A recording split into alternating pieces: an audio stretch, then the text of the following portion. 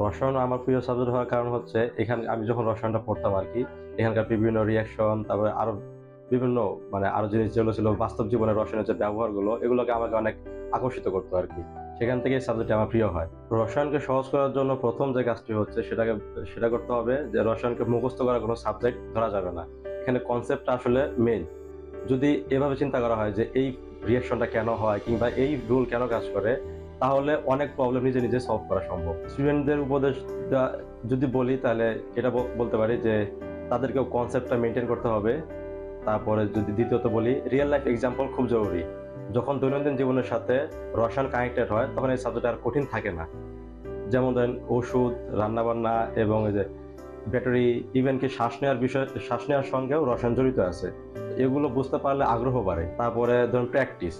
তো প্র্যাকটিস কিন্তু ইম্পর্টেন্ট, তবে ব্লাইন্ড প্র্যাকটিস করা যাবে না।